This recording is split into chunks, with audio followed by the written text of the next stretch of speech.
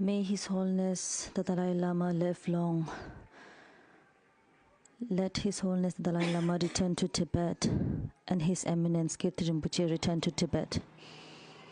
Freedom for Tibet.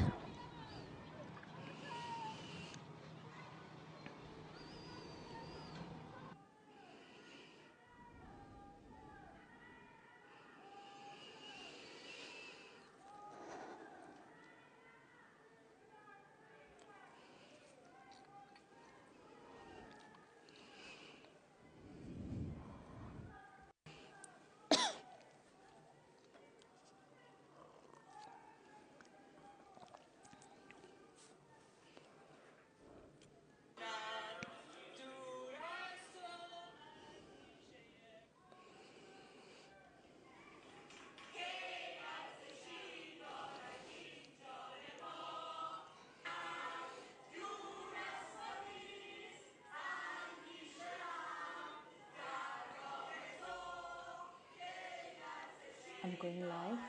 Yeah.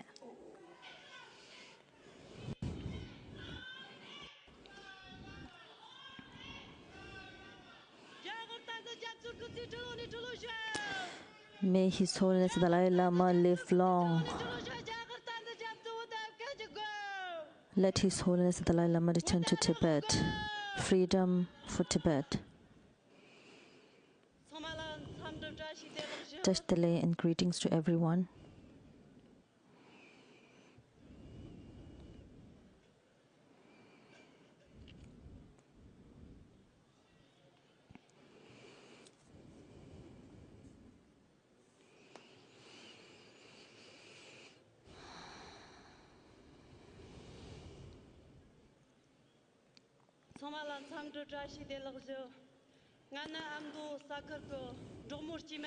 I'm an ordinary nomad woman from the Ngaba region of Tibet.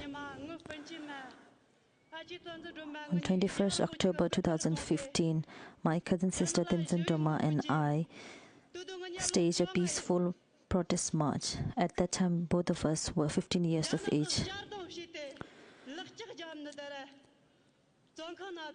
While holding large photos of His Holiness the Dalai Lama like this one, we called for His Holiness the Dalai Lama and His Eminence Kirti Rinpoche to be allowed to return to Tibet, praying for their long life and called for freedom in Tibet. I was immediately beaten up by the Chinese authorities, and then they took me in a room where I was detained for over about 6 days, during which I was tortured.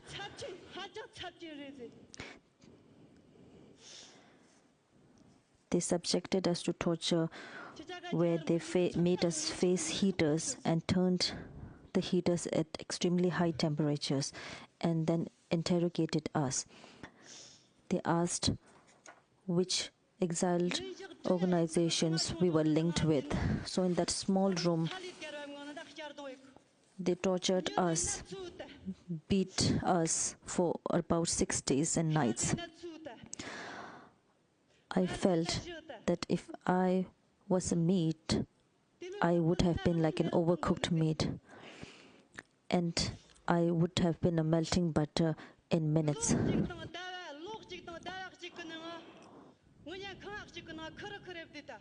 So for 1 year and 1 month, me and my cousin sisters, we never saw each other.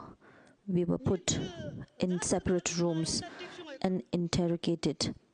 Almost every week, they will come and tell us that His Holiness has done nothing for you. Look at your status right now. What does it help that His Holiness could not do anything right now or help you? You are separatists, causing trouble to the nation, betraying the nation, and it's of serious crime, they told me. So for more than a year and a month, me and my sister, we never saw each other. I was never allowed to talk to another prisoner. I was in solitary confinement, whereas the other Chinese prisoners, they were they could speak freely to one another. There were about 12 in the same cell. And then they would tell me, does it help now that you are holding His Holiness the Dalai Lama's picture?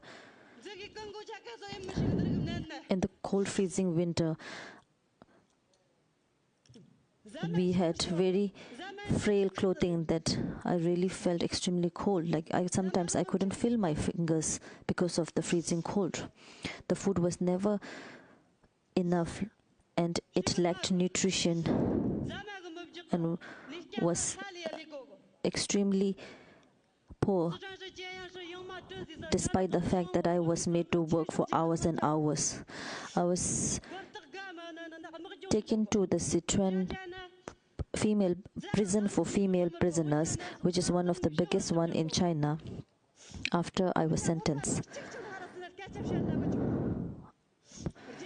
In that prison, there were other Tibetan prisoners. However, as Tibetan, because of my identity as Tibetan, and for the reason that I was in jail, I had to face so much discrimination in the prison.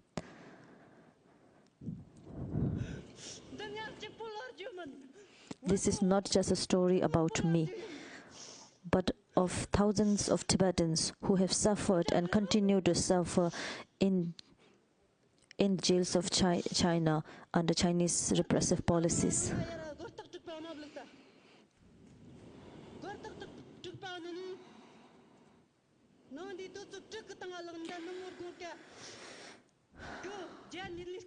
In the jail, we had to wake up at around 6 in the morning, and until 8 or 9 or even later in night, we have to work. We have to do forced labor in jail.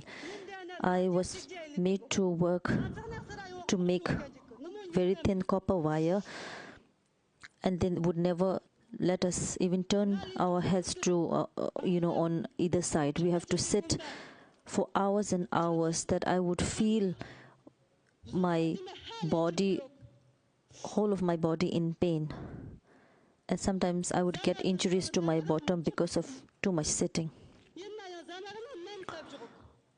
Even though the food was never filling enough, that we never felt that we have eaten something. However, they added something in the food that within a month or two of coming in the prison, prisoners would start looking more plump and swollen, because they would add something so that we appear, something in the food that we would appear as if we were, getting enough food in the prison, and from the outside we would look healthy for others.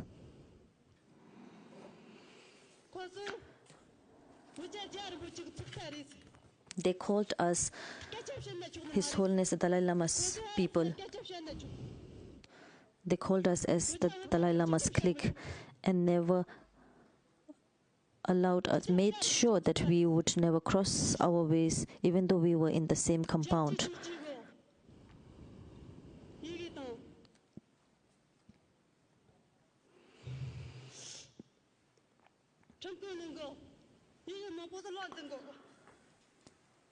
I was also made to undergo patriotic re-education, where they made me read and learn by heart the Chinese Constitution and other CCP laws.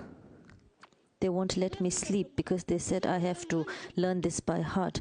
And at that time, I didn't know or speak Chinese. However, they would not let me sleep and instead made me read and learn those Chinese rules and books.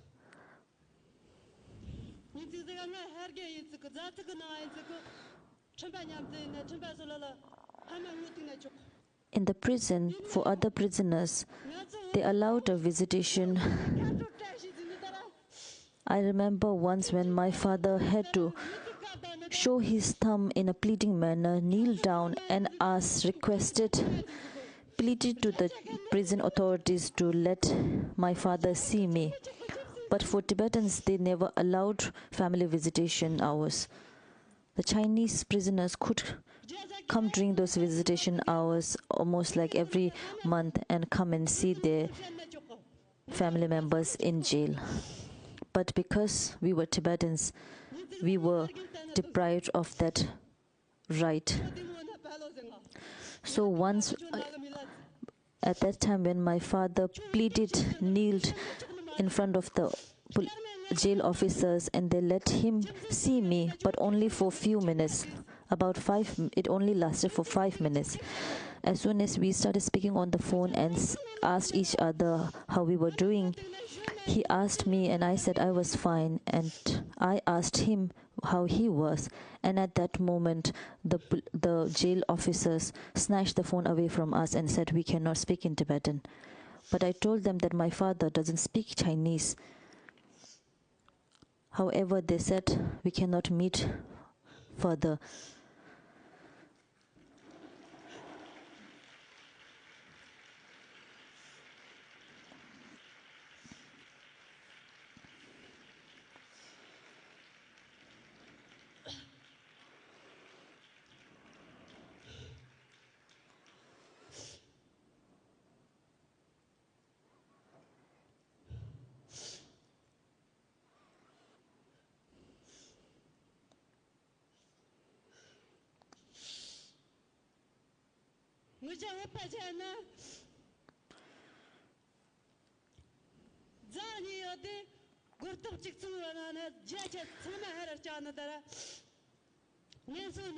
In the prison for me and for other Tibetan prisoners,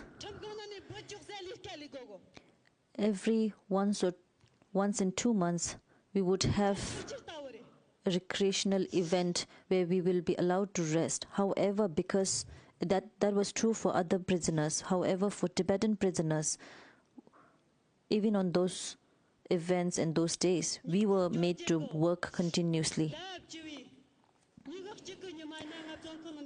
On 21st of October 2018, after completing our prison terms, me and my sister Tenzin Doma were released.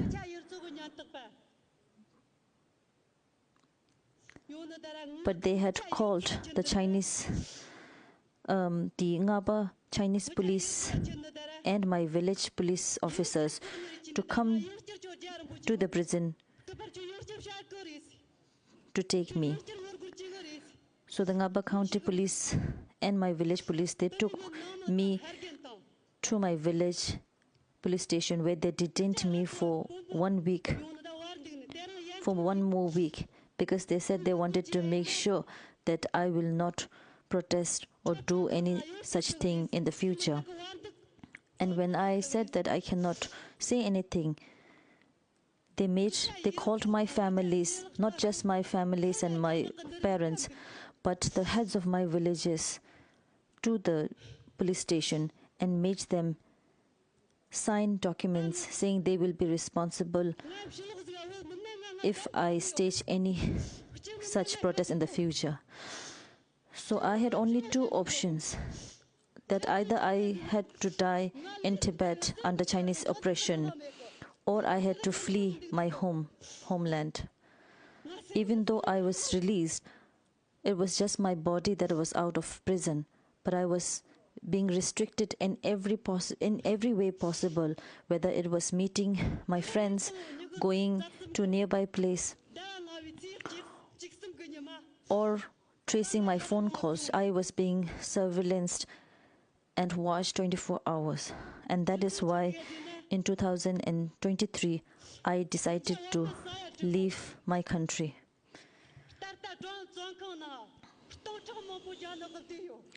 The reason for leaving my home country is that I had the firm belief that if I come outside in the free country, I would definitely be able to find people and governments who would listen to what I had to say.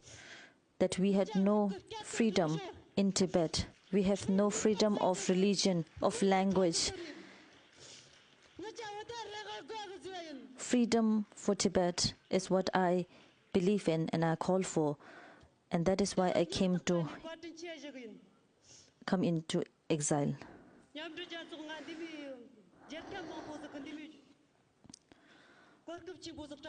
I had the honor to meet many members of the United Nations to speak the truth. I had the opportunity. Even today, I thank the organizers for giving me this platform to share the real situation in Tibet, where hundreds and thousands of Tibetans continue to suffer even to this day. The Chinese government is controlling Tibet under such tight oppression and surveillance.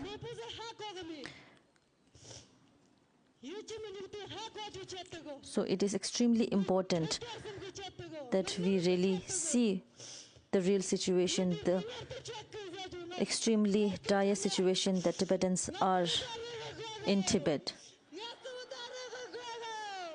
So I ask you all to continue to support Tibet in fulfilling the aspirations of the Tibetan people to see His Holiness the Dalai Lama to return to Tibet.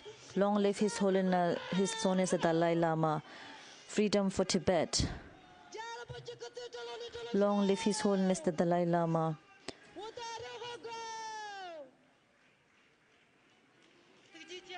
Thank you, everyone. I am Namkyi, and this is not just my life story, but the story of thousands of Tibetans. Please stand with us. Thank you, everyone.